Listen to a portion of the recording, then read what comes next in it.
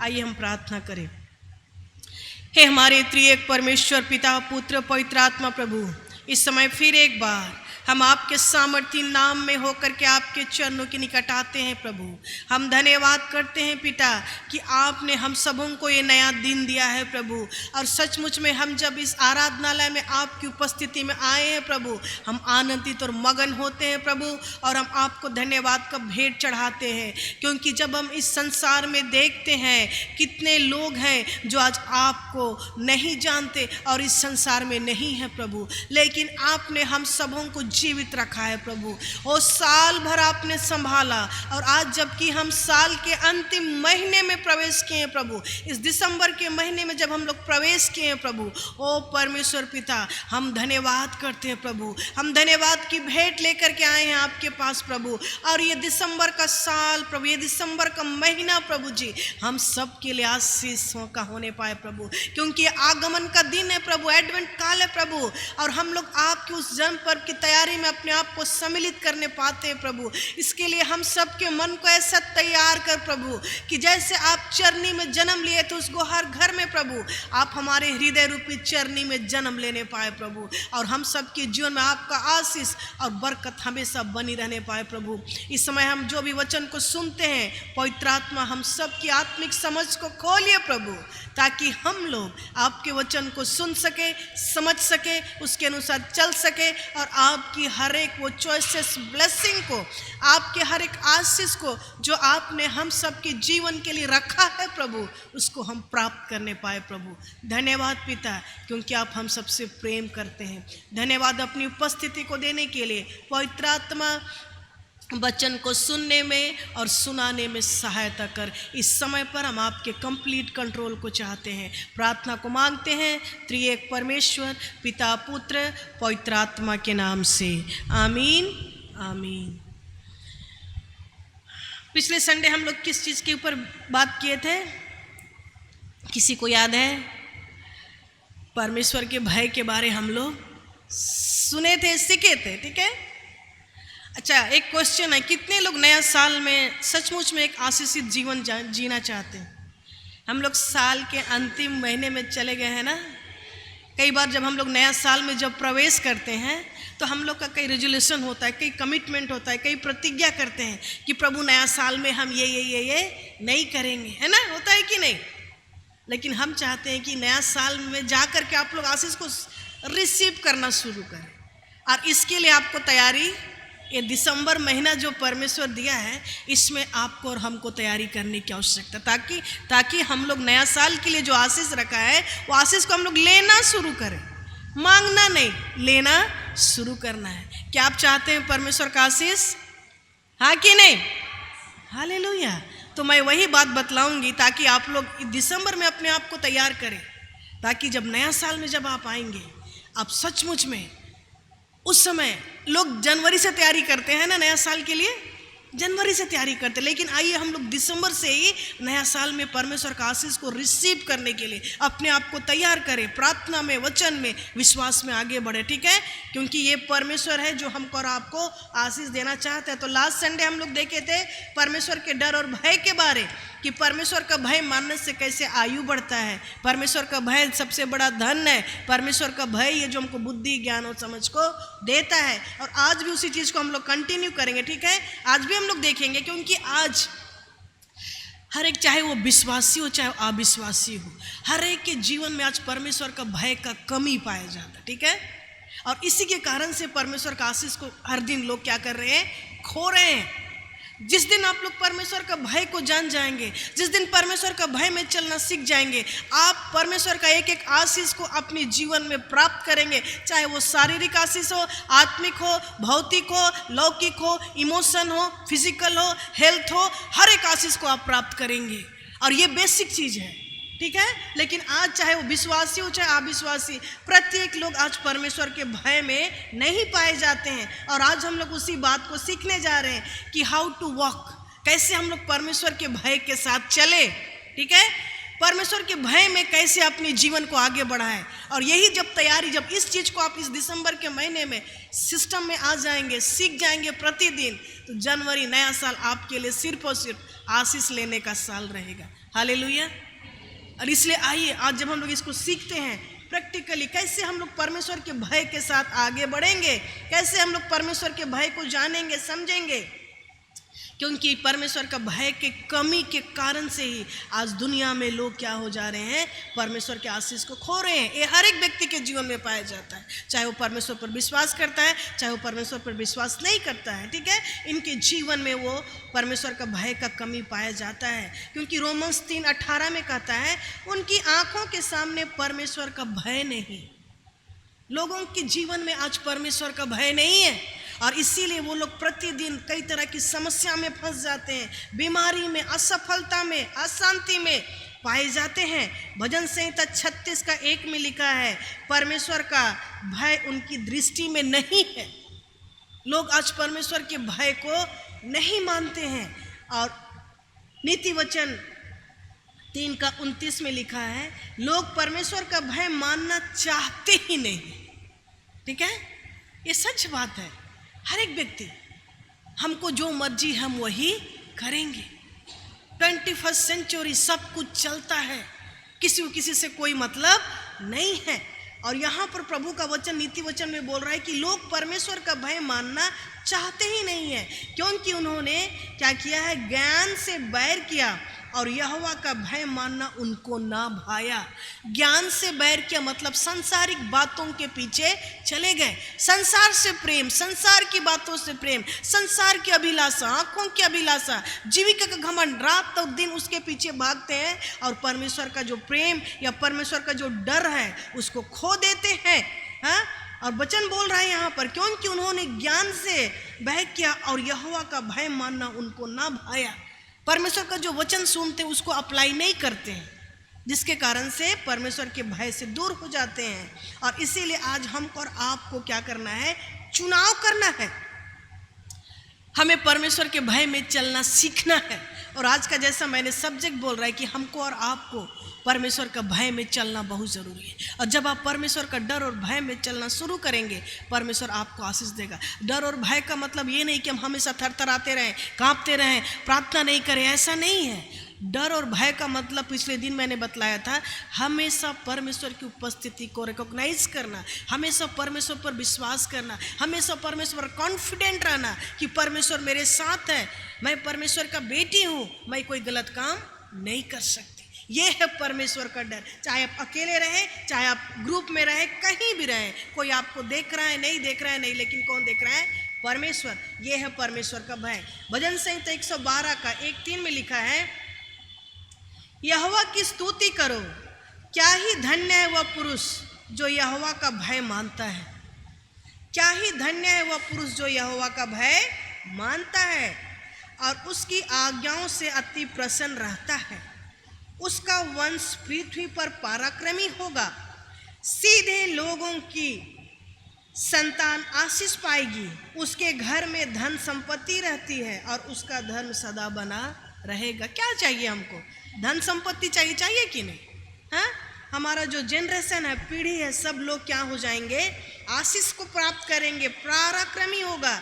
आपका जो बाल बच्चे होंगे वो सबसे सामर्थी होंगे। सिर्फ इतना ही नहीं, बाल बच्चे के जीवन में परमेश्वर आशीष देगा, धन संपत्ति देगा, लंबी आयु देगा, बीमारी से आपको चंगा करेगा, कोई श्राप आपके जीवन में नहीं आ पाएगा। श्राप यदि लोग डालेंगे भी तो ऊपर से उड़ करके चला जाएगा, कोई आपको घात नहीं कर सकता। आपके विरोध में जितने शैतान के जलते हुए तीर छोड़ेंगे लोग, कोई आपको अटैक नहीं करेगा। कब? जब आप परमेश्वर की उपस्थिति में, परमेश्वर का भय में चलेंगे। सिर्फ इतना ही नहीं, देखिए कलीसिया का कैसी उन्नति होता है। इसीलिए मैं हमेशा लोगों को बोलती कि आइए हम लोग परमेश्वर के भय और प्रेम में आगे बढ़े।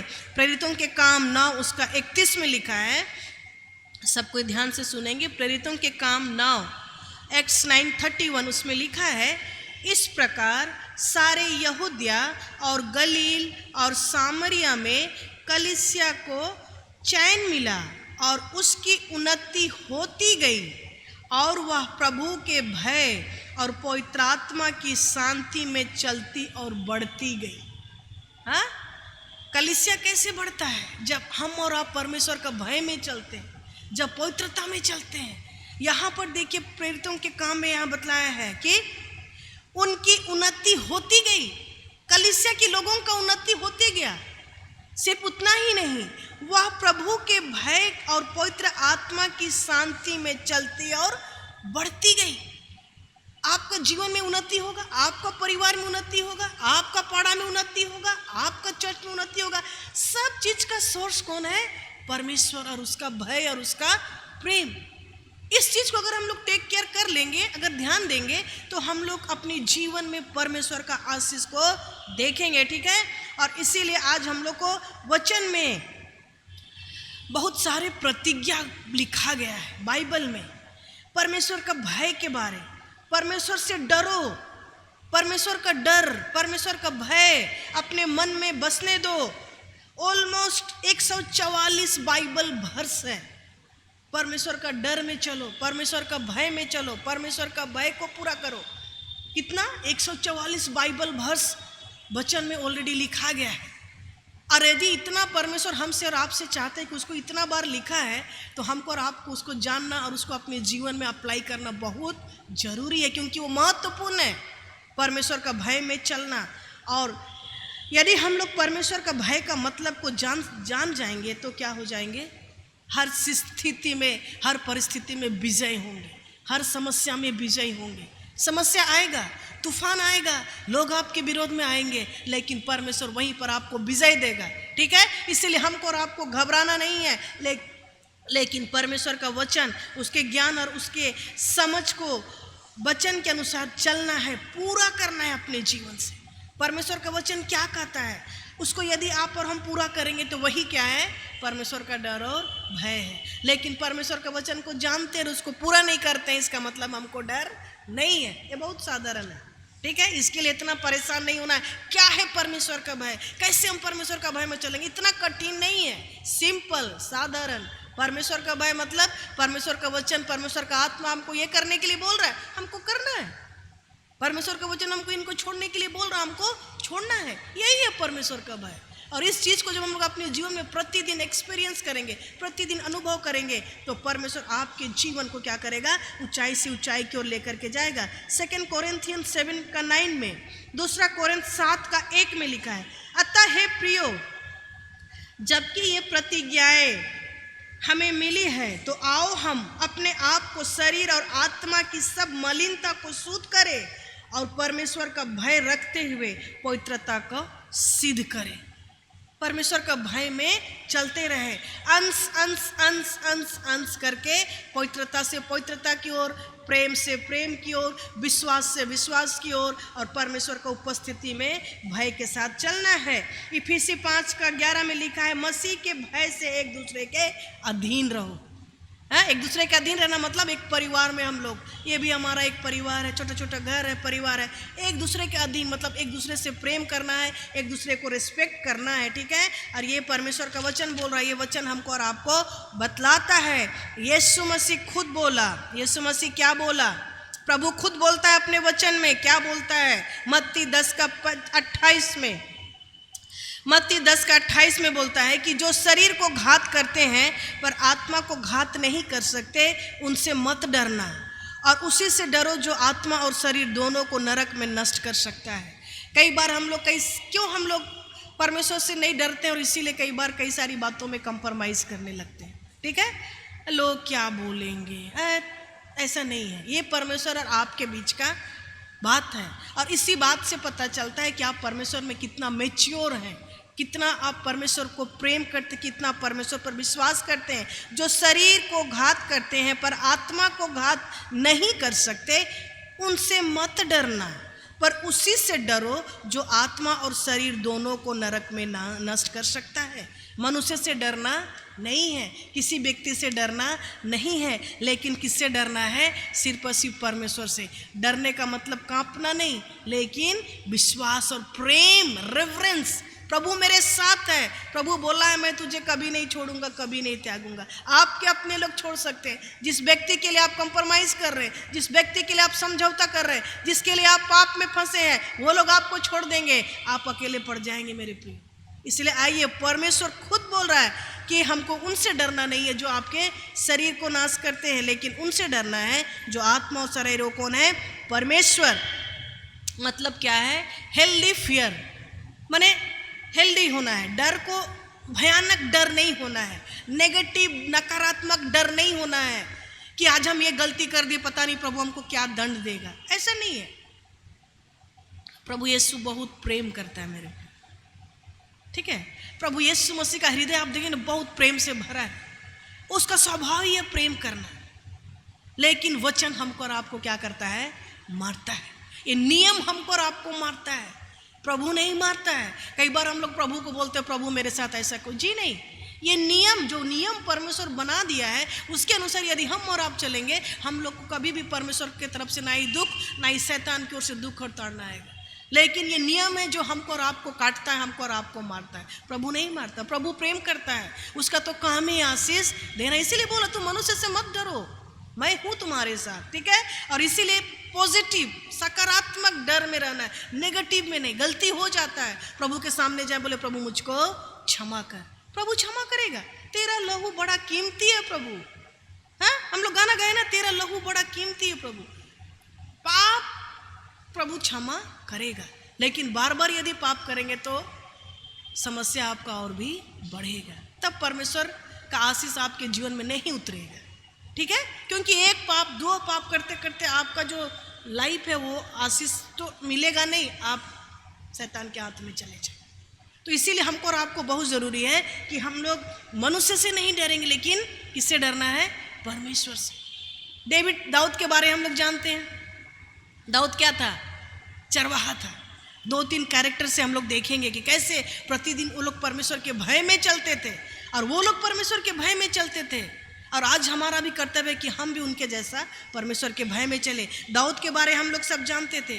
दाऊद कैसा था, चरवाहा, छोटा सा बच्चा था, भेड़ बकरी चराता था, लेकिन फिर भी परमेश्वर का भय उसके जीवन में था। फिर भी परमेश्वर का भय उसके जीवन में था। भेड़ बकरी चराता था, उसको पूरा कॉन्फिडेंट था कि मेरे पास कौन है, परमेश्वर है। उसको ये बात पता था कि 24 आवर्स परमेश्वर मेरे साथ रहता है। और क्या करता था पता है आप लोग को, जंगल में जब वो जाता था भेड़ और बकरी चराने, एक चरवाहा के रूप में, उसका भेड़ को, बकरी को, गाय को जंगली जानवर लोग जब उसको खाते थे, अटैक करते थे, ये क्या करता था, जा करके उनको छुड़ा लेता था। हम और आप रहने से क्या करें, हम लोग भाग जाएंगे, भागेंगे कि नहीं, हाँ हम लोग क्या करेंगे, भाग जाएंगे। अगर मैं हम लोग का कोई क्या बोलेंगे, बकरी या गाय को कोई अटैक कर रहा है, जंगली जानवर, शेर, भालू, चीता, आप जाएंगे, आप तो छोड़ के भाग जाएंगे, छोड़ो अपना जीवन बचाना है। लेकिन वहां पर इसको देखिए, इसको पता था कि परमेश्वर मेरे साथ है। मेरा परमेश्वर उस भेड़ बकरी को जो चुरा रहा है शैतान, जो जंगली जानवर, उससे सामर्थ्य परमेश्वर मेरे अंदर में है, उसको पता था, इसलिए डरता नहीं था। हम लोग तो थोड़ा सा समस्या में डर जाते, हाँ होते हैं कि नहीं, छोटा छोटा बात में डर जाते हैं। क्यों? क्योंकि परमेश्वर का भय मेरे जीवन में नहीं है, ठीक है। इतना भी बड़ा समस्या है, डरा नहीं, हाँ। और वही अनुभव उसके साथ था, वही एक्सपीरियंस उसके साथ था। प्रतिदिन जब भी भेड़ बकरी चराने जाता था, सुबह शाम प्रार्थना करता था और परमेश्वर को उपस्थिति में चलता था। जब भी जंगली जानवर भालू आया, पटाख से गया और छीन करके उनसे लड़ाई करके अपना जानवर को बचा लेता था। यही एक्सपीरियंस उसके जीवन में था। परमेश्वर उसको वहीं पर ट्रेनिंग दे रहा था। हम लोग का भी ट्रेनिंग होता है, परमेश्वर उसको फील्ड में, वही उसका क्षेत्र था, वही उसका सर्कल ऑफ इन्फ्लुएंस था, हाँ, भेड़ बकरी चराना। और वहीं पर जानवर से अटैक होता था, वहीं पर उसका विश्वास क्या हो रहा था, बढ़ रहा था। परमेश्वर वहीं पर उसको ट्रेनिंग दे रहा था और वहीं पर उसको सिखा रहा था, देखो मैं कैसा सामर्थ्य परमेश्वर हूँ। और यही ट्रेनिंग में वो पास हो गया। एक दिन क्या हो गया था, लड़ाई हो रहा था, और जब लड़ाई हो रहा था तो क्या हुआ, उसका भाई लोग लड़ाई के मैदान में थे, है ना।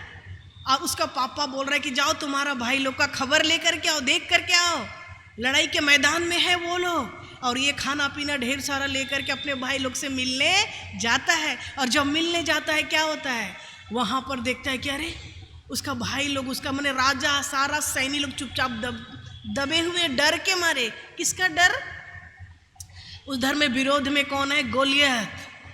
गोलियत वहाँ खड़ा है पहाड़ की तराई पर, ललकार रहा है इधर। और उसके बाद क्या होता है, सब लोग डर के मारे। एक जन गोलियत निकल के वहां खड़ा है, बोला तुम में से एक जन सैनिक को भेजो, तुम्हारे में से एक सैनिक को भेजो जो हमसे लड़ाई करेगा, और हम लोग को लड़ना है और जीतना है, और जो जीतेगा उसका राज्य इधर हो जाएगा, ठीक है। और इस तरह से जब दाऊद वहां पर जाता है खाना ले करके, और एक तरफ उसका भाई लोग का सैनिक, दूसरा तरफ दुश्मन लोग, और बीच में एक गोलियत। दाऊद देख करके पूरा एक्साइटेड, इसलिए नहीं एक्साइटेड कि उसको एक्सपीरियंस है, बट उसका एक्साइटमेंट क्या था, मेरे साथ कौन है, परमेश्वर है ना। और उसका भाई लोग को जब पूछ रहा है क्या हुआ, सब डरे हुए हैं, और वो सिचुएशन को देख करके समझ जाता है। फिर जाकर के वो बोलता है कि मैं क्या करूंगा, लड़ूंगा। राजा के पास जाता, बोलता है कि मैं उसको मार गिराऊंगा, क्योंकि उसको पता है कि हम इतना भालू, इतना सिंह, इतना चीता को हम मारे हैं, ये तो साधारण व्यक्ति, इससे डर के क्या फायदा, हाँ, ये तो एक व्यक्ति है, हम इसको मारेंगे। राजा को बोलता, राजा हम उसको मारेंगे। राजा बोलता, तू तो छोटा है रे, 16 साल 18 साल का, तेरा तो गाल का लाली भी अभी नहीं है उठा है, तुम्हारा मोछ दाढ़ी कुछ भी नहीं है, तू क्या लड़ेगा, हाँ, मना कर रहे राजा। बोला नहीं। तब वो बोलता है कि जो परमेश्वर मुझको शक्ति और सामर्थ देता, मेरे साथ रहता है, और वो परमेश्वर मुझको शक्ति देता है, तो हम क्या करते हैं, सिंह के मुंह से अपना बकरी को बचाते हैं, चीता के मुंह से अपना गाय को बचाते हैं। वही परमेश्वर मेरे साथ है, इसको हम मारेंगे, क्योंकि ये परमेश्वर को ललकार रहा है। और ऐसा बोल करके सिर 5 तो पत्थर लेकर के जाता है, क्योंकि उसका एक्सपीरियंस क्या था, गोफन पत्थर से ही वो क्या करता था, मारता था। वो चरवाहा था, उसके पास तलवार नहीं था, उसको तलवार दिया गया, शस्त्र अस्त्र पहनाया गया, बोला मैं चल नहीं सकता। और इस तरह से सब उतार करके उसका जो हथियार था, उसका जो टैलेंट था, उसका जो स्किल्स था, जिसमें वो मास्टर था, जिससे वो मारता था, उसी चीज से जा करके क्या किया, लड़ने जा रहा है। और उधर से गोलियत जब देख रहा है, पूरा गुस्सा, छोटा सा बच्चा कुछ हथियार नहीं लेकर के मेरे को कुत्ता समझा है, कुत्ता समझ के मेरे पास आया है, चिढ़ रहा है पूरा गोलियत दुश्मन। और ये पूरा ऐसे ही नॉर्मल लड़का, छोटा सा बच्चा, सिर्फ हाथ में 2 पत्थर लेकर के 5 पत्थर लेके गया, और उसका पूरा शरीर हथियार से क्या था, लैस था।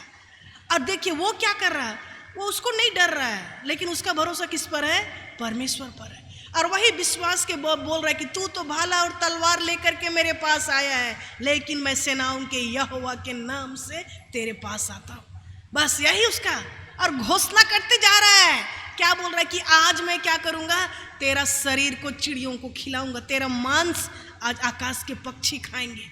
ये भविष्यवाणी, उसका विश्वास देखिए, बोलते जा रहा है, तू तो भाला तलवार लेकर के मेरे पास आया, लेकिन मैं सेनाओं के यहोवा के नाम से तेरे पास आता हूँ, और आज मैं तुझको ऐसा मारूंगा, तेरा शरीर को मैं धड़ से अलग करूंगा, और आकाश के पक्षी आकर के तेरा शरीर को खाएंगे। बोलते बोलते जा रहा, और ऐसा करते करते करते करते करते मार दिया। और जैसे ही मारा, कहाँ पे लग गया, गोलियत का माथा में, क्योंकि पूरा शरीर में तो वो लैस था, कहीं पर भी खाली जगह नहीं था, खाली जगह था तो सिर्फ यहाँ पर था। और देखिए परमेश्वर पर उसका भरोसा, जैसे ही वो गोफन से मारा, पत्थर पूरा जाकर के ना ही शरीर में कहीं नहीं लगा, लेकिन कहाँ लगा, जहाँ पर वो खाली जगह था। और जैसे ही यहाँ लगा, वो बड़ा वीर गोलियत वहीं पे गिर गया। और जब वो गिर गया, उसका जो पीछे का सैनिक लोग थे सब भाग गए, क्योंकि उसका घमंड में थे वो लोग कि ये तो जीतेगा, हम लोग पीछे पीछे जाएंगे। लेकिन जब सैनिक उतना बड़ा वीर ही गिर गया, अभी वो लोग क्या करेगा, सब भागे। फिर ये दाऊद क्या किया, दौड़ करके गया, उसके शरीर में चढ़ा, उसका मयान से तलवार निकाला, और उसका सर को क्या कर दिया, काट दिया। हालेलुया। परमेश्वर का भय यदि आपके जीवन में कितना भी बड़ा समस्या आएगा, आप डरेंगे नहीं मेरे भाई। शैतान का काम ही है डरवाना, ठीक है, उसका काम है डराना। ऐसा परिस्थिति ला देगा, आप डर जाएंगे, लेकिन उसी डर से आपको परमेश्वर के पास भरोसा रखना है। वो भरोसा नहीं किया, किसी के ऊपर भरोसा था उसका, सिर्फ भरोसा था तो परमेश्वर के ऊपर। कभी कभी हम लोग समस्या को बड़ा बना देते हैं, परमेश्वर को छोटा। क्या परमेश्वर कर पाएगा खुद से समस्या को बड़ा, परमेश्वर को छोटा? पर प्रभु इसीलिए चुप रहता है। हम तो रेडी हैं, लेकिन ये लोग समझेगा मेरा सामर्थ्य को तब तो। प्रॉब्लम, सिकनेस, बीमारी इतना बड़ा कैसे होगा, और प्रभु को छोटा? क्या प्रभु कर सकता है? क्योंकि आपका विश्वास नहीं है, परमेश्वर नहीं कर पाएगा मेरे पे। इसका विश्वास देखिए, बोलते जा रहा है, उसको पता ही नहीं क्या होगा क्या नहीं, उसको रिजल्ट पता नहीं है। कई बार हमको और आपको भी रिजल्ट पता नहीं होता, मेरे साथ ऐसा ही होता, मैं नहीं जानती उसका आउटकम क्या होगा, रिजल्ट क्या, लेकिन मेरा विश्वास बढ़ा रहता है। हम लोग अपने से सोच लेते नहीं ऐसा होगा, छोटा छोटा सोच लेते हैं, नहीं कर सकेंगे, नहीं होगा, नहीं। यदि परमेश्वर का डर और भय आपके जीवन में होगा, आप कभी किसी से डरेंगे नहीं। वो नहीं डरा, ना अपना भाई लोग मना कर रहे थे, ना उनसे डरा, ना राजा से डरा, ना जानवर से डरा, ना गोलियत से डरा, किसी से डरा नहीं, डरा, क्योंकि उसके पास कौन था? परमेश्वर। तो वही विश्वास आज हमको और आपको भी होना है, तभी जाकर के आप नया साल में परमेश्वर का आशीष को प्राप्त करेंगे, ठीक है। और इसीलिए और हम लोग देखेंगे अब्राहम के बारे में हम और आप जानते हैं, ठीक है, अब्राहम के बारे में हम लोग देखेंगे। और ये जो परमेश्वर के भय में चलना बहुत जरूरी है हमको और आपको, ठीक है। जब तक परमेश्वर का भय हमारे और आपके जीवन में नहीं रहेगा, हम लोग कई सारा चीज़ को खोएंगे, बहुत चीज़ को हम लोग खोएंगे। लेकिन नहीं, आइए हम लोग परमेश्वर के भय में चलना शुरू करें। और इसके लिए बहुत साधारण सा बात है, क्या करना है? हमेशा वही काम करना जो परमेश्वर को अच्छा लगता है। कोई कठिन काम है नहीं है, ठीक है। और यदि आप लोग करते करते इसको सीख जाएंगे ना, तो आप लोग कभी भी फिर गलत काम नहीं करेंगे, वो आएगा ही नहीं आपके मन में, क्योंकि प्रभु आपके साथ है, पवित्र आत्मा आपके साथ है, आप हमेशा भला काम ही करेंगे, ठीक है। हिब्रू 12 का 28-29 में लिखा है कि भक्ति और भय सहित परमेश्वर की ऐसी आराधना करें जिससे वह प्रसन्न होता है। हाँ, प्रश्न होता है, ऐसा वाला आराधना भक्ति और भय के साथ हमको करना है। तो समझ गए, परमेश्वर का भय मानना मतलब उसकी आज्ञाओं को अपने जीवन से पूरा करना। व्यवस्था विवरण 6:2 में लिखा है, और तू और तेरा बेटा और तेरा पोता यहोवा का भय मानते हुए उसकी उन सब विधियों और आज्ञाओं पर जो मैं तुझे सुनाता हूँ अपने जीवन भर चलते रह, जिससे तू बहुत दिन जीवित रहेगा। सब कोई के बारे बोल रहा है, तेरा बेटा, तेरा नाती, तेरा पोता, सब लोग को परमेश्वर का भय में चलना है, नीति और विधि को मानना है जो तुम सुना है, और उसके अनुसार चलते रहने से तुम बहुत दिन तक जीवित रहेगा, ठीक है। सब लोग चाहते हैं ना बहुत दिन जीना, सब कुछ प्रभु में है, प्रभु का डर और भय में, ठीक है। अब्राहम के बारे जैसे मैं बतला रही थी, अब्राहम के बारे हम लोग जानते हैं, है ना, बहुत लोग नहीं भी जानते, तो थोड़ा सा हम बतलाना चाहेंगे कि कैसे अब्राहम परमेश्वर के डर और भय में चलता था। हाँ, परमेश्वर के डर और भय में चलता था। उत्पत्ति की पुस्तक उसका 22 में लिखा है, उत्पत्ति की पुस्तक उसका 22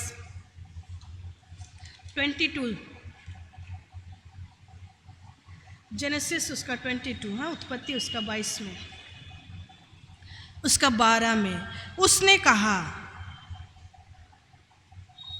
उसका 12, ठीक है, 22 का 12, उसने कहा उस लड़के पर हाथ मत बढ़ा और ना उससे कुछ कर, क्योंकि तूने जो मुझसे अपने पुत्र वरन अपने इकलौते पुत्र को भी नहीं रख छोड़ा, इससे मैं अब जान गया कि तू परमेश्वर का भय मानता है।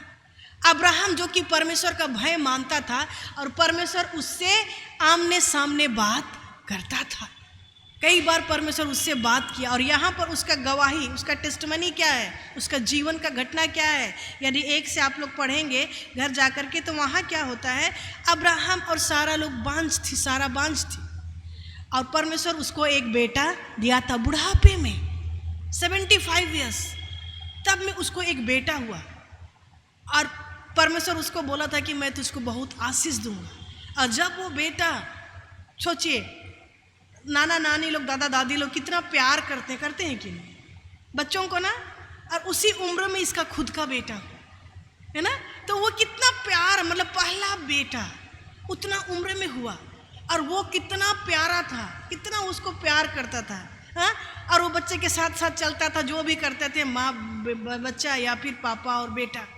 लेकिन परमेश्वर एक दिन उसको क्या करता है, उसका परीक्षा लेता है, क्या बोलता है, तुमको अपना बेटा को मेरे लिए बलिदान करना होगा, ठीक है। देखिए हम लोग देखते हैं 22 में, ठीक है, 22 में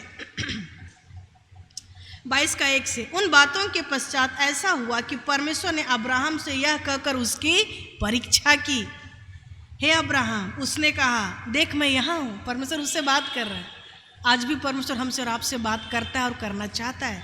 हे अब्राहम, उसने कहा देख मैं यहाँ हूँ। अब्राहम बोला मैं यहाँ हूँ प्रभु। उसने कहा, परमेश्वर बोल रहा है, अपने पुत्र को अर्थात अपने इकलौते पुत्र इसहाक को जिससे तू प्रेम रखता है संग लेकर मोरिया देश को चला जा और वहाँ उसको एक पहाड़ के ऊपर जो मैं तुझे बताऊंगा होम बलि करके चढ़ा। प्रभु परमेश्वर बोल रहा है कि तेरा जो बेटा है उसको मेरे लिए बलिदान करो, होम बलि करके चढ़ा। छोटा सा बच्चा, रात और दिन साथ में रहते थे, लेकिन परमेश्वर का जो वचन उसके पास आता है।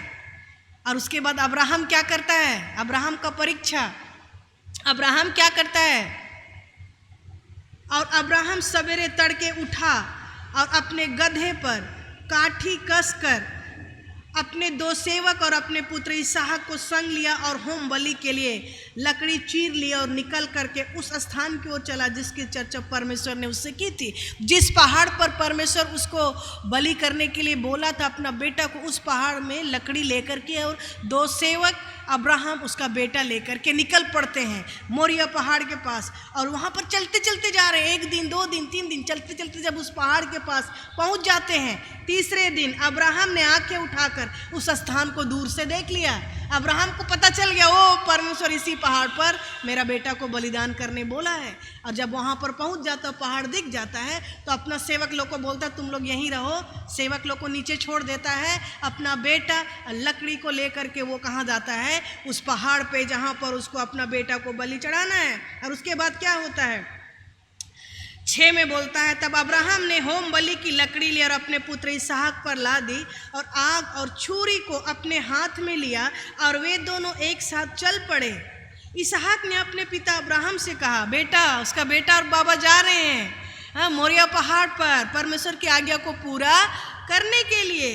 तब बेटा, उसका बेटा पूछता है अपने पिता से, इसहाक ने अपने पिता अब्राहम से कहा 7 पद में, हे मेरे पिता। उसने कहा, हे मेरे पुत्र, क्या बात है? तब इसहाक बोलता है, देख, आग और लकड़ी तो है, पर होम बलि के लिए भेड़ कहाँ है? उसका बेटा पूछ रहा है कि प्रभु आग और लकड़ी तो लेके जा रहे हैं, लेकिन होम बलि के लिए भेड़ कहाँ है? अपना पापा को तो पता है कि अपना बेटा को बलिदान करने के लिए परमेश्वर उसको बोला है, लेकिन बेटा को तो पता नहीं है। वो वहाँ पर जाता है। अब्राहम ने कहा, अब्राहम उसका बेटा क्या जवाब, माने पापा क्या जवाब देता? बेटा पूछ रहा है, पापा आग भी है, लकड़ी भी है, लेकिन भेड़ कहाँ है बलि चढ़ाने के लिए? तब उसका पापा क्या बोलता है, हे मेरे पुत्र, परमेश्वर होम बलि का भेड़ का उपाय आप ही करेगा। वो क्या बोल रहा है, बेटा को जवाब दे रहा, परमेश्वर उपाय करेगा भेड़ का। और वे दोनों संग संग आगे बढ़ते गए और जब वहाँ पर पहुँच गए, पहाड़ पर चढ़ गए बाप और बेटा लकड़ी और आग लेकर के। अब वहाँ पर क्या कर रहा है, 9 पद में, जब वे उस स्थान को जिसे परमेश्वर ने उसको बताया था पहुँचे, तब अब्राहम ने वहाँ बेदी बनाकर लकड़ी को चुन चुन कर रखा और अपने पुत्र इसहाक को बांध करके बेदी पर लकड़ी के ऊपर रख दिया। बेदी बनाया ऐसी, है ना, पत्थर का बेदी बना करके वहाँ पर लकड़ी रखा, लकड़ी के ऊपर क्या किया, अपना बेटा को हाथ पैर बांध करके रख दिया। क्यों? क्योंकि अभी उसको परमेश्वर के लिए क्या करना है, बलि चढ़ाना है। परमेश्वर उसका टेस्ट ले रहा था, परीक्षा ले रहा था। और उसके बाद क्या होता है, फिर अब्राहम ने अपना हाथ बढ़ा करके छुरी को ले लिया, बेटा अल्टर में, बेदी में, और उसका पापा क्या किया, छुरी ले लिया और पुत्र को पुत्र को बलि करे। और तब क्या होता है 11 पद में, तब यहोवा के दूत ने क्या किया, स्वर्ग से उसको पुकार करके कहा, हे अब्राहम, हे अब्राहम। उसने कहा, देख मैं यहाँ हूँ। जैसे वो हाथ उठाया है अपना बेटा को बलि करने के लिए, वैसे ही क्या होता है, आवाज आता है, बोला हे अब्राहम, हे अब्राहम। अब्राहम बोलता है क्या बात, परमेश्वर क्या बोलता है, अब्राहम बोला देख मैं यहाँ हूँ। परमेश्वर ने कहा, उसने कहा, उस लड़के पर हाथ मत चला और ना उसको कुछ कर, क्योंकि तूने जो मुझसे अपने पुत्र वरन अपने इकलौते पुत्र को भी नहीं रख छोड़ा। इससे मैं अब जान गया कि तू परमेश्वर का भय मानता है। परीक्षा में पास हो गया। आगे क्या होता है, तब अब्राहम ने आंखें उठाई और क्या देखा कि उसके पीछे एक मेढ़ा अपने सिंगों से एक झाड़ी में फंसा हुआ है। अतः अब्राहम ने जाकर के उस मेढ़े को लिया और अपने पुत्र के स्थान पर उसे होम बलि करके चढ़ाया। परमेश्वर उसके लिए एक मेढ़ा भी प्रबंध किया जो झाड़ी में फंसा हुआ था। ये सच्ची घटना है। क्यों वो कर सका इतना बड़ा सैक्रिफाइस? क्योंकि परमेश्वर का प्रेम और भय उसके जीवन में था। आज परमेश्वर हमको और आपको छोटा सा कोई चीज, एक आदत छोड़ने के लिए बोलता है, हम लोग नहीं सकते हैं। छोटा चीज परमेश्वर हमको आपसे बलिदान चाहता है मेरे प्रिय, लेकिन हम लोग वो भी करने नहीं सकते क्योंकि परमेश्वर का डर भय हम लोग के जीवन में नहीं है। एक बच्चा को लेकर के गया, अपना बेटा को लेकर के गया, कितना प्यारा बेटा को लेकर के, परमेश्वर की आज्ञा को पूरा करने के लिए, परमेश्वर का वचन को पूरा करने के लिए। हम लोग रोज परमेश्वर का वचन सुनते हैं, लेकिन कितना खिलवाड़ करते हैं परमेश्वर के वचन के साथ। यहाँ पर देखिए, ये अपना बेटा को लेकर के चला गया और परमेश्वर उसका मन को देखा, उसका हृदय को देखा। अरे ये तो मार देगा मेरे लिए अपना बच्चा को। और परमेश्वर बोलता, हाथ मत चला, हाथ मत चला, मैंने देख लिया तेरे मन को कि तेरे जीवन में परमेश्वर का भय है। अब बोला, देख उधर में मेढ़ा है। फिर वो भेड़ को उठा करके लेके आता है, फिर उसको बलि चढ़ाता है। और आज यही अब्राहम क्या होता है, पूरे दुनिया के लोगों के लिए एक पिता बन जाता है। और परमेश्वर उतना ही नहीं, उसको क्या बोला, आकाश के तारों और समुद्र के बालों के जैसा मैं तुमको संतान दूं। क्यों? क्योंकि तुमने अपने इकलौते पुत्र को मेरे लिए बलि चढ़ाया। और आज हमको और मसीही जीवन, कई बार हमको और आपको बलिदान करना होगा, सैक्रिफाइस करना होगा, छोड़ना होगा, क्योंकि परमेश्वर आज हमारा और आपका भी परीक्षा लेगा। और हम में से कई लोग उस परीक्षा में जा रहे हैं, गुजर रहे हैं हर दिन, लेकिन उस परीक्षा में हमको और आपको पास होना है, फेल होना नहीं है, गिरना नहीं है। कौन सा ऐसा चीज़ है जो परमेश्वर का डर और भय में चलने से आपको रोक रहा है? कौन सा ऐसा आदत है, कौन सा ऐसा परिस्थिति जिसमें आप बार बार कंप्रोमाइज कर रहे हैं? कौन सा ऐसा सिचुएशन है, कौन सा ऐसा लोग है जिनके लिए आप परमेश्वर का उपस्थिति या परमेश्वर का भय में चलने से पीछे हो जा रहे हैं? आज आपको देखना है अपने जीवन में। जब आप इस चीज़ को ठीक कर लेंगे, मैं आपको 100% गारंटी देती हूँ, आपका नया साल आप सिर्फ और सिर्फ आशीष रिसीव करेंगे। हालेलुया। वो रेडी है मेरे प्रिय। यहोवा ईरे, वहाँ पर उस जगह का नाम अब्राहम लिख दिया यहोवा ईरे, क्योंकि परमेश्वर उसके लिए बलि करने के लिए एक भेड़ का उपाय किया। अब्राहम उस जगह का नाम लिखा, यहोवा उपाय करता है। परमेश्वर शून्य से भी सब कुछ करने वाला परमेश्वर है। तो आपका समस्या को, आपका आवश्यकता को क्या वो पूरा नहीं कर पाएगा? क्यों आप लोग परमेश्वर को छोटा बना रहे हैं? It's so painful. परमेश्वर को कितना तकलीफ होता है जब हम लोग परमेश्वर को छोटा बनाते, क्वेश्चन करते हैं, प्रभु क्या ये हो सकता है? इसलिए आइए परमेश्वर की महानता को जानिए, परमेश्वर का सामर्थ को जानिए कि वो महान परमेश्वर है जो आपके इस छोटे से दिल में रहता है और वो चाहता है कि आप उसके साथ साथ चले। पुराना नियम को पढ़िए, कैसे परमेश्वर अब्राहम के साथ चलता था, मूसा के साथ चलता था, याकूब के साथ चलता था। वही परमेश्वर आज हमारे और आपके साथ भी चलना। परमेश्वर सेम है, yesterday today forever, he is same unchanging God. वो हमेशा सदा सर्वदा एक सन आने वाला परमेश्वर। वो ऐसा नहीं है कि वो अब्राहम को आशीष दिया हमको नहीं देगा, ऐसा नहीं है। वो हमको और आपको भी आशीष देगा। लेकिन कई बार हम और आप परमेश्वर के भय में नहीं चलते हैं और जिसके कारण से सब आशीष को खो देते हैं, सब आशीष। ठीक है। और इसलिए आइए हम लोग परमेश्वर के साथ साथ चलना शुरू करें। कभी भी परमेश्वर के वचन के साथ खिलवाड़ ना करें। अय्यूब के बारे में हम लोग जानते हैं, जोसेफ के बारे में हम लोग जानते हैं। जोसेफ के बारे कितना समस्या है उसके जीवन में। जोसेफ जो कि घर का लाडला था, हम लोग को मिलता है जेनेसिस 42, जेनेसिस उत्पत्ति 39। वहाँ पर भी हम लोग यूसुफ की कहानी के बारे में देखते हैं। एक घर का प्यारा लाडला बेटा, घर का सबसे छोटा, 12 भाई बहन थे, याकूब का 12 बेटे, छोटा बेटा यीशु, उसको उसका पापा बहुत प्यार करता था और उसके लिए बहुत सुंदर अंगरखा बना करके रखा था, कपड़ा बहुत अच्छा कोट उसको बना करके रखा था। लेकिन उसका भाई लोग उससे नफरत करते थे। और एक दिन ऐसा ही प्यारा बेटा, उसको भी उसका पापा भेज जा करके तुम अपना भाई लोग का हाल खबर ले लो। और जब खाना उना ले करके अपना भाई लोग के पास जाता है कि भाई लोग का क्या खबर है, ताकि पापा को जाके वापस बताए। और जैसे ही अपने भाई लोग के पास जंगल में जाता है, और वो लोग गाय भेड़ बकरी सबको ले करके जंगल में रहा करते थे। जब उनका खबर लेने के लिए जाता है, वहाँ पर उसका भाई लोग इसके विरोध में षड्यंत्र रचते हैं। जोसेफ जो कि परमेश्वर का भय मानने वाला था, परमेश्वर को प्रेम करने वाला था, परमेश्वर उसको चुना था। और जब उनके भाई लोग के पास जाता है, अपना भाई लोग उसको क्या करते हैं, अंधा कुआं में डाल। पहले तो उसको बांध करके रखे, पहले क्या किए, बांध करके उसको रखे। किस लिए बांध करके रखे, किसी के हाथ में बेच देंगे। इसको इसका पापा इतना प्यार करता है, नहीं इसको चलो हम लोग बेच देंगे, इसका नामो निशान हम लोग हटा देंगे। खुद का भाई लोग बांध करके रखा था उसको। सोचो कि इधर से कोई सैनिक आएगा या कोई सिपाही आएगा या कोई लोग भी आएंगे, हम लोग क्या करेंगे, बेच देंगे। और उसके बाद अगल बगल जा करके देखते हैं तो उधर में कुआं भी था। लास्ट में बोला चलो कुआं में भी डाल के क्या कर देंगे, मार देंगे। कुछ लोग, कुछ दूसरा भाई लोग तो षड्यंत्र कर रहे हैं कि सच में मारेंगे, कुछ लोग तो बोल रहे कि नहीं इसको सच में मार देंगे। लेकिन एक तो उसका थोड़ा उसका ज़्यादा लगाव था, वो बोला कि नहीं नहीं मेरा ही तो भाई है। 8 भाई लोग बोल रहे मार देंगे, 9 भाई लोग बोल रहे मार देंगे, लेकिन 1 या 2 जन बोले नहीं नहीं मारेंगे। फिर वहाँ से निकाल करके उसको क्या कर दिया, उनको छुपाने के लिए कुआं में डाल दिया, अंधा कुआं में जहाँ पानी नहीं था। सोचो चलो यहाँ अपने से मर जाएगा, तो सोच के वहाँ डाल दिया। प्यारा बच्चा, घर का लाडला दुलारा कहाँ चला गया, अपना भाई लोग के हाथ से उसको लोग उसको मारना चाह रहे, खत्म करना चाह रहे, कुआं में डाल दिया।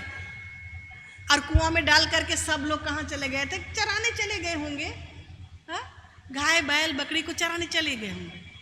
अभी सचमुच में क्या होता, उधर से एक सैनिक लोग जाते हैं, मिस्री लोग। तो एक बिन्यामीन था उसका और एक भाई था, वो बोले कि चलो जोसेफ को कुआं से निकाल देते हैं, क्योंकि ये लोग तो मार के ख़त्म कर दें। निकाल के क्या करते, ये लोग का हाथ में बेच देते हैं। और ये लोग जब चला जाएगा इस तरह से बच जाएगा, और उसको उसका हाथ में बेच देते हैं। लेकिन वो कुआं में था, फिर भी परमेश्वर से वो प्रार्थना कर रहा था। ऐसा नहीं कि रो रहा है प्रभु मेरे साथ ऐसा तकलीफ क्यों, नहीं, उसके जीवन में परमेश्वर का भय था, डर था। और उसको जब मिस्री लोग के पास बेच दिया गया, मिस्री लोग लेकर के उसको मिस्र देश में चला गए, बंधुआई में चला गया, गुलामी करने लगा, दास बन गया, फिर भी प्रार्थना कर रहा है, फिर भी परमेश्वर का भय में चल रहा है, फिर भी एक भी गलत काम नहीं कर रहा है। हम और आप होते तो परमेश्वर को छोड़ के उल्टा पलटा काम शुरू कर देते। प्रभु यही मेरे साथ कर रहा है। लेकिन वहां पर यूसुफ के साथ सब कुछ उल्टा, सारा परिस्थिति उसका विरोध में था। कोई उसका अपने लोग नहीं थे, दुश्मन लोग का बीच में स्लेव, नौकर चाकर के जैसा काम कर रहा है, उसको 24 आवर्स खटाया जा रहा है। कोई माँ बाप नहीं, कोई दूसरा देश में जा करके कुत्तों के जैसा उसके साथ व्यवहार किया जा रहा है। लेकिन फिर भी परमेश्वर का डर और भय उसके जीवन में है। वो प्रार्थना कर रहा है, सुबह शाम प्रार्थना कर रहा है। और वहाँ पर यदि आप लोग देखेंगे 29 में उसके बारे क्या लिखा गया है, 39 कैसे उसके बारे में गवाही यहाँ पर लोग देता है। वही यूसुफ के बारे जिसको उसका भाई लोग बेच दिया था, वही यूसुफ के बारे जो परमेश्वर का डर और भय में चलता था। और वो राजा देख लिया, राजा के घर में वो चला गया और वहाँ पर पोतीपर के घर में वो काम करने लगा, स्लेव, एक दास के रूप में। 39 का 2 में, 39 का 2 में, यूसुफ अपने मित्र स्वामी के घर में रहता था और यहोवा उसके साथ था, इसलिए वह भाग्यवान पुरुष हो गया। कौन उसके साथ था? यहोवा। किसके साथ था? यूसुफ के साथ था। और उसका देखिए, उस यूसुफ के कारण से उस राजा के पोतीपर के घर में धन दौलत, धन संपत्ति बढ़ते गया। यूसुफ अपने मित्र स्वामी के घर में रहता था और यहोवा उसके संग था, इसलिए वह भाग्यवान पुरुष हो गया।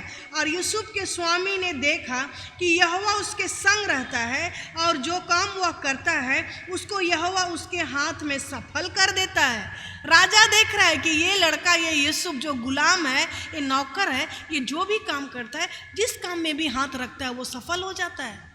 क्यों? क्योंकि परमेश्वर उसके साथ है। क्यों? क्योंकि परमेश्वर का भय उसके साथ है, परमेश्वर का प्रेम उसके साथ है। सब उसकी अनुग्रह की दृष्टि, तब उसकी अनुग्रह की दृष्टि उस पर हुई और वह उसकी सेवा टहल करने के लिए नियुक्त किया गया। फिर उसने उसको अपने घर का अधिकारी और अपना सब कुछ उसके हाथ में सौंप दिया। जब राजा देख रहा है कि यूसुफ के साथ परमेश्वर रहता है, जो भी वो काम करता है वो सफल होता है, कभी भी कोई काम में गड़बड़ी नहीं, हर काम में सफल, और राजा का हर चीज़ में आशीष और बरकत बहुत ऐसे। राजा जब देख रहा है कि जब से ये गुलाम आया है, जब से ये नौकर मेरे घर में आया है, तब से मेरा बिजनेस में तरक्की, तब से मेरा घर तब से मेरा जमीन जायदाद, तब से मेरा नौकर चाकर, सब चीज में बढ़ोतरी हो रहा है। और इस चीज को कौन देख रहा है? राजा। राजा देख लिया, राजा उसको एक अधिकारी अधिकार में उसको रख देता है, माने उसको अच्छा पोस्ट देता है। 5 में बोल रहा, जब से उसने उसको अपने घर का और अपनी सारी संपत्ति का अधिकारी बनाया, तब से यहोवा यूसुफ के कारण और मिस्री के घर पर आशीष देते हैं। किसके कारण? यूसुफ के कारण। आज आप अपने घर में आशीष नहीं लेकर आ सकते हैं? क्या कर रहे हैं हम लोग? वो यूसुफ देखिए, गुलाम बन के, नौकर चाकर बन के उस घर में परमेश्वर का डर और भय में चल के उसका घर में आशीष और बरकत लेकर के आ रहा है। और हम लोग यहाँ पर अपना घर में बरकत और आशीष नहीं लेकर के आ रहे हैं। हाँ, क्यों? क्योंकि परमेश्वर का डर भय नहीं है, सब कुछ चलता है, कुछ नहीं होता है। ऐसे नहीं होता मेरे प्रिय। आज हमको और आपको परमेश्वर चुना है ताकि आपके द्वारा आपके घर में बरकत हो, आपके द्वारा आपके घर में आशीष हो। ये देखिए, दुश्मन का घर में उसको सता रहा है, लेकिन वहां पर उसके कारण से आशीष आ रहा है। आशीष आता है और उसके बाद क्या होता है? इतना ही नहीं, वो कितना परमेश्वर का भय में चल रहा था। हाउ टू वॉक, कैसे हम लोग परमेश्वर का भय में चले, हर परिस्थिति में परमेश्वर के साथ था। और उसके बाद क्या होता है? जब इतना आशीष हो रहा था, और उसके बाद एक दिन क्या होता है? चूंकि ये जवान था, हैंडसम था, बहुत खूबसूरत था, उसकी पत्नी का नजर क्या होता है? इसके ऊपर चला जाता है, यूसुफ के ऊपर, जोसेफ के ऊपर। उसकी पत्नी उसको देखती रही, तो इतना मतलब बुद्धिजीवी व्यक्ति है, इतना ज्ञानी है, इसके कारण से मेरे घर में इतना बरकत और आशीष आया। सिर्फ इतना ही नहीं, ये जवान भी है। और उसको बोलती है कि तू वहाँ मेरे साथ सो। हाँ, ये दास को, एक गुलाम को, एक नौकर को राजा की पत्नी रानी, यहाँ पर देखिए क्या बोलता है, जब से उसने उसको अपने घर का और अपने सारी संपत्ति का अधिकारी बनाया, तब से यहोवा यूसुफ के कारण उस मिस्री के घर पर आशीष देने लगा। और क्या घर में, क्या मैदान में, उसका जो कुछ था सब पर यहोवा की आशीष होने लगी। इसलिए उसने अपना सब कुछ यूसुफ के हाथ में यहाँ तक छोड़ दिया कि अपने खाने की रोटी को छोड़ और वह अपनी संपत्ति का हाल कुछ ना जानता था।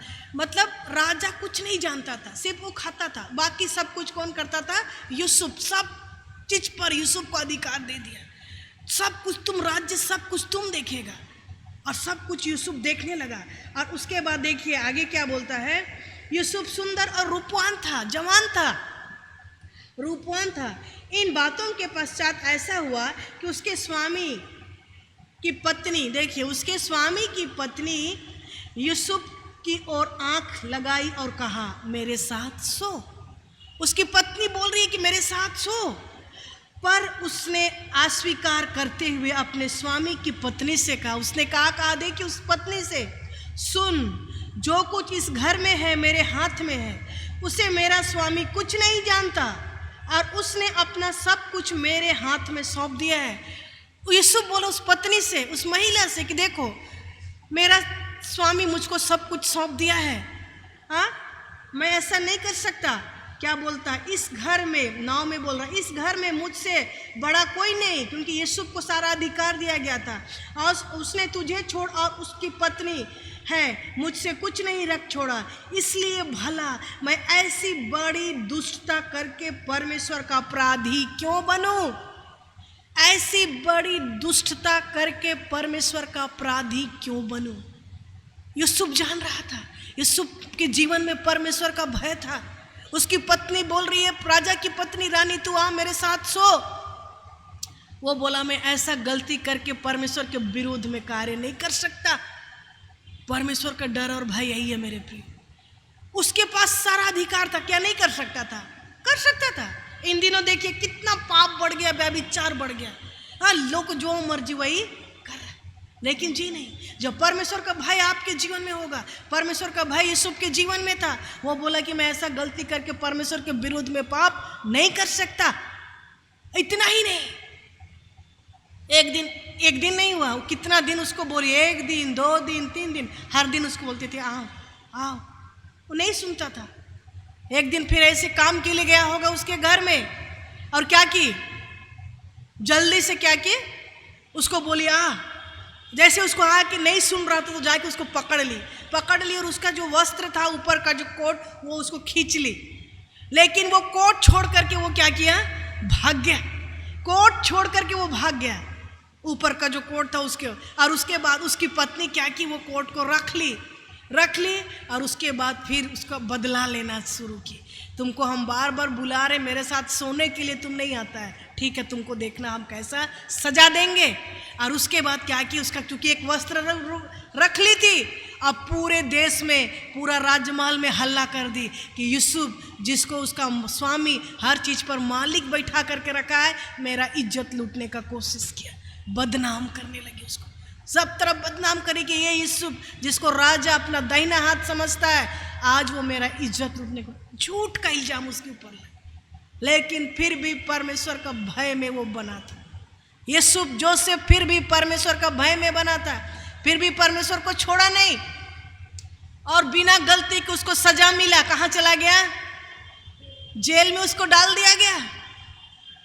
गलती किया था नहीं, उसकी पत्नी खुद षड्यंत्र करती, उसका कपड़ा ले ली, बोली कि ये मेरे साथ ऐसा करने आया था, और इसका सजा कौन दे दिया, राजा उसको कहाँ भेज दिया। अभी तक तो दास था, गुलाम था, राजा का घर में था, अभी उसको जेल खाना में भेज दिया, बंदीगिरी में भेज दिया। वो जेल खाना में था, रात और दिन वहां पर काम करता था, उसको खटाया जाता था, लेकिन वहां पर भी परमेश्वर का भय उसके साथ था। वहां पर भी कुछ भी ऐसा गलती काम नहीं किया जो परमेश्वर को अच्छा नहीं लगता, हमेशा परमेश्वर को खुश करने वाला काम। वो क्या था, जेल में था।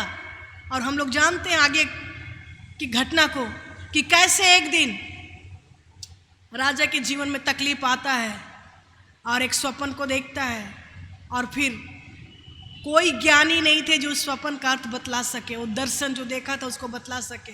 सिर्फ एक ही व्यक्ति यूसुफ जो उसको बतलाने के लायक था। और राजा क्या करता है, एक दिन में उसको बुलाता है और राजा का जो स्वप्न था उसका अर्थ बतलाता है। और क्या होता है यहाँ पर, एक ही दिन में वो जेल में था, जेल से प्राइम मिनिस्टर बन जाता। ठीक है, एक ही दिन में, परमेश्वर का समय में क्या होता है, इतना सफर किया बेचारा, इतना दुख और संकट, परिस्थिति उसके विरोध में था, लेकिन फिर भी परमेश्वर का डर और भय में चल रहा था। वैसे आज हमको और आपको भी परमेश्वर के डर और भय में चलना है, परमेश्वर के प्रेम में चलना है। चाहे परिस्थिति आपके विरोध में हो, लोग आपका मजाक उड़ाए, लोग आपका ठट्ठा करे, तब भी आपको परमेश्वर के विरोध में चलना नहीं, लेकिन परमेश्वर से प्रेम करना। सब कुछ इसका परिस्थिति सब इसके अगेंस्ट में था, कोई चीज अच्छा था, कुछ नहीं था। लेकिन जब परमेश्वर का समय आया, चूंकि वो फेथफुल था, वो परमेश्वर पर विश्वास योग्य था, हर दुख में परमेश्वर को पुकार रहा था, रो रहा था परमेश्वर के सामने, सब कुछ परमेश्वर के सामने। और एक समय आता है, एक दिन में परमेश्वर उसको जेल से निकालता है, दास से, गुलाम से वो प्राइम मिनिस्टर बनाता, मुख्यमंत्री बना देता है, और पूरे मिस्र देश का वो मुख्यमंत्री। ये है परमेश्वर का काम। लेकिन कब, जब हम और आप परमेश्वर का भय में चलेंगे। डरना नहीं है, जब तक इस दुनिया में दुख तकलीफ परेशानी है मेरे प्रिय, लेकिन परमेश्वर क्या है, उससे बड़ा है। कभी भी परमेश्वर के साथ खिलवाड़ ना करें। पिछले दिनों हम लोग देखे थे कि परमेश्वर के पीछे चलने से हम लोग को बहुत आशीष भी मिलता है, डर और भय में चलने से। ठीक है, और हम लोग गाना भी गाते हैं। कैसा गाना गाते हैं हम लोग? ये गाना गाते हैं, गुलाम तेरे प्यार का बन के जी रहा हूँ, है ना, खुद को भुला दिया तेरी पहचान में। क्या मुंह से गा रहे या सच में भूल गए हैं परमेश्वर का प्रेम और भय के कारण से, है ना। परमेश्वर वही चाहता है कि हम और आप परमेश्वर में खो जाएं। ठीक है, क्योंकि परमेश्वर हमको क्या करना चाहता है, आशीष देना चाहता है नए साल में। क्या आप छोड़ना चाहते हैं? क्या चीज़ें, क्या ऑब्स्टकल है, क्या रुकावट है जो आज परमेश्वर का डर और भय में चलने से आपको रोक रहा है? हो सकता है आपका पाप, हो सकता है आपका आदत, हो सकता है कोई लोग, हो सकता है कुछ भी। ठीक है, 2 क्रॉनिकल्स, दूसरा इतिहास 16 का 9, 2 क्रॉनिकल्स 16 का 9 इसमें लिखा है। देखिए, बहुत सुंदर वचन, सब ध्यान से सुनेंगे। 2 क्रॉनिकल्स 16:9, दूसरा इतिहास 16 का 9। देख, यहोवा की दृष्टि सारी पृथ्वी पर इसलिए फिरती रहती है कि जिनका मन उसकी ओर निष्कपट रहता है, उनकी सहायता में वह अपना सामर्थ्य दिखाए। हाँ, हालेलुया। बोल रहा है, देख, यहोवा की दृष्टि सारी पृथ्वी पर इसलिए फिरती रहती है। परमेश्वर देखता है हमको, आपको, पूरी दुनिया में देखते रहता है। देख यहोवा की दृष्टि सारी पृथ्वी पर इसलिए फिरती रहती है कि जिनका मन उसकी ओर निष्कपट रहता है, जिनका मन सही रहता है, सरल रहता है, प्रेम, विश्वास, परमेश्वर का भय में रहता है, परमेश्वर पर भरोसा करता है, परमेश्वर देखते रहता है। कौन ऐसा व्यक्ति है जिसका मन सीधा है? कौन ऐसा व्यक्ति है जो परमेश्वर का डर और भय को मानता है? कौन ऐसा व्यक्ति जो परमेश्वर के वचन के अनुसार चलता है? कौन ऐसा व्यक्ति जो परमेश्वर को खुश करता है? परमेश्वर देखते रहता है, देखते रहता है। क्या बोल रहा है? जिनका मन उनकी ओर निष्कपट रहता है, उनकी सहायता करता है। सहायता करता, कोई नहीं सहायता कर रहे हैं, परमेश्वर क्या करता है? सहायता करता है। और क्या बोलता है? उनकी सहायता में वो अपना सामर्थ्य दिखाए। परमेश्वर रेडी रहता है ना? वचन बोल रहा है परमेश्वर रेडी है आपको सहायता करने के लिए, आपको चंगाई देने के लिए, आपकी परिस्थिति को बदलने के लिए।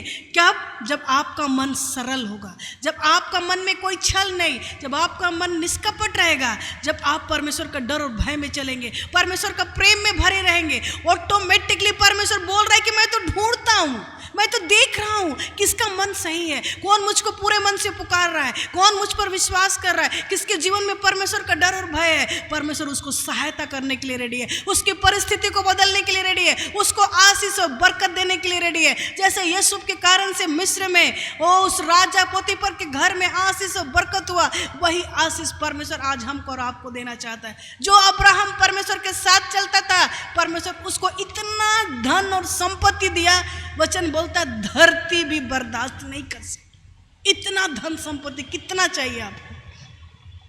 जो भी आपका आवश्यकता है परमेश्वर देने के लिए रेडी है।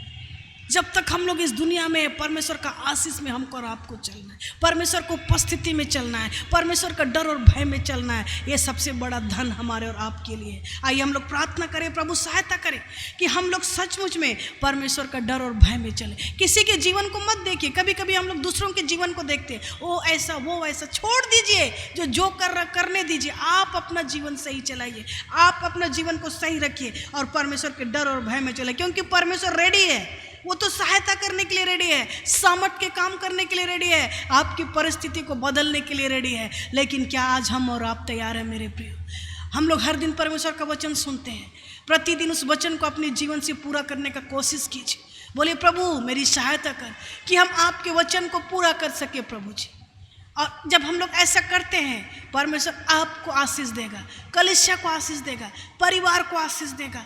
कभी भी किसी चीज़ की कमी नहीं होगी मेरे प्रिय। जैसे उसने अब्राहम को आशीष दिया। हो सकता है इन दिनों आप परीक्षा में गुजर रहे हैं, हो सकता है आपका टेस्ट हो रहा है, लेकिन आइए उस परीक्षा में पास होइए, गिर मत जाइए। हर परिस्थिति में, हर दुख में, तकलीफ में, परेशानी में परमेश्वर को पकड़ करके रहिए, परमेश्वर को छोड़िए मत। प्रतिदिन सुबह शाम प्रार्थना कीजिए और परमेश्वर आपकी परिस्थिति को बदलेगा मेरे प्रिय। वो परमेश्वर प्रेमी है, वो आपको आशीष देना चाहता है, आपकी परिस्थिति को बदलना चाहता है। इसलिए आइए उस परमेश्वर पर भरोसा रखें, परमेश्वर के वचन पर पढ़ना शुरू करें। परमेश्वर का वचन जो कि आपके लिए भोजन है, आप उसको प्रतिदिन खाइए, उसको पढ़िए, उसको सुनिए और उसके अनुसार चलना शुरू कीजिए। और धीरे धीरे देखिए परमेश्वर आपको अंश अंश करके आपकी परिस्थिति को बदलेगा, आपको पवित्रता से पवित्रता की ओर लेकर के जाएगा। आपके जीवन में आशीष आएगा, आपके परिवार में बरकत होगा और आप नया साल में आशीष को रिसीव करेंगे, आशीष को पाएंगे मेरे प्रिय। आइए परमेश्वर रेडी है आपको आशीष देने के लिए। क्या आप तैयार हैं? बोले प्रभु मुझ पर दया कर, प्रभु मुझ पर अनुग्रह कर, पवित्र आत्मा मेरी सहायता कर, पवित्र आत्मा मेरे साथ साथ चल। मुझको वो ताकत दे कि कभी भी पाप के साथ समझौता ना करूं, कभी भी गलत काम के साथ समझौता ना करूं।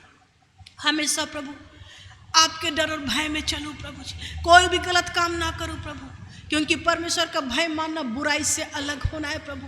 बुराई से दूर रहूं प्रभु, कभी भी किसी का बुराई ना करूं प्रभु, लेकिन हमेशा आपके डर और भय में चलूं, ताकि उसके द्वारा उस धन को प्राप्त करूं, ओ प्रभु जी उस ग्लोरी को प्राप्त करूं, ओ प्रभु जी वो प्रभु जी जीवन लंबी आयु को प्राप्त करूं, अच्छा स्वास्थ्य को प्राप्त करूं प्रभु।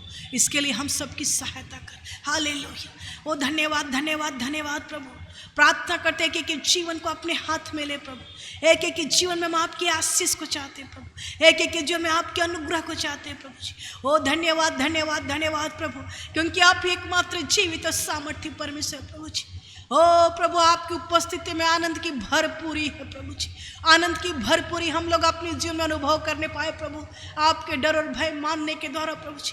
हम एक एक ऐसा बना प्रभु जी, एक जीवित कलीसिया प्रभु जी, आपके डर और भय में चलने वाले लोग प्रभु जी, आपके पवित्रता में चलने वाले लोग परमेश्वर पिता, आपको प्रेम करने वाले लोग प्रभु जी। ओ ऐसा जीवन जीने के लिए आप हम सबकी सहायता कर पवित्र आत्मा। एक एक के मन को स्थिर कर प्रभु जी, एक एक के परिस्थिति को बदल प्रभु जी, और एक एक के जीवन में नया काम कर प्रभु जी। इन दिनों जब हम प्रभु जी इस साल के आखिरी महीने में है प्रभु, प्रार्थना करते हैं प्रभु, हम सबके धन्यवादी मन दे प्रभु, कि हम धन्यवाद की भेंट चढ़ाए प्रभु, और हम सबके जीवन में पिता आपका आशीष और अनुग्रह हमेशा बनी रहने पाए प्रभु। हर एक अंधकार की शक्ति दूर होने पाए, हर एक बंधन आजाद से आजाद होने पाए प्रभु, हर एक श्राप टूटने पाए प्रभु, और आपका आत्मा कार्य करने पाए प्रभु। धन्यवाद धन्यवाद धन्यवाद प्रभु।